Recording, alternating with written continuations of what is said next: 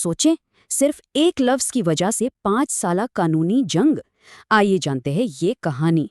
हुआ कुछ यूं कि एक कंपनी ने अपने खातों में बस एक लफ्ज बदल दिया। और इसी एक लफ्ज पर टैक्स वालों से 5 साल लंबी कानूनी जंग छिड़ गई।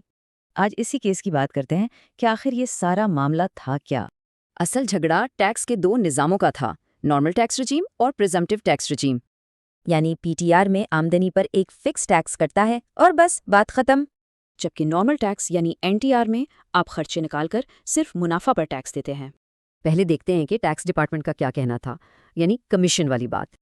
देखिए, कंपनी खुद 11 साल से अपनी आमदनी को कमीशन लिख रही थी। टैक्स वालों का मौकफ था कि जब आमदनी फिक्स्ड परसेंटेज पर हो तो वो कमीशन ही कहलाएगी। कमिश्नर ने कहा, ये सिर्फ राय बदलने वाली बात है, इसमें कोई दम नहीं। अच्छा, अब आते हैं कंपनी के दिफा पर कि उन्होंने इसे डिस्काउंट क्यों कहा। कंपनी का कहना था कि हमारा काम सिर्फ एजेंसी वाला नहीं, हम बाकायदा बिजनेस करते हैं। उनके मुताबिक कमीशन का लफ्ज तो बस एक अकाउंटिंग की गलती थी जिसे अब ठीक किया है।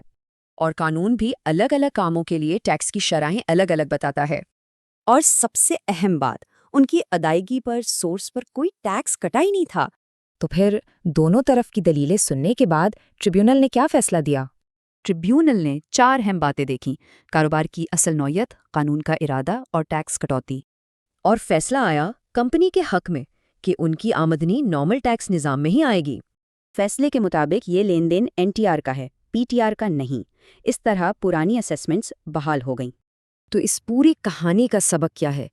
टैक्स में असल चीज़ हकीकत है, ना कि सिर्फ अल्फाज।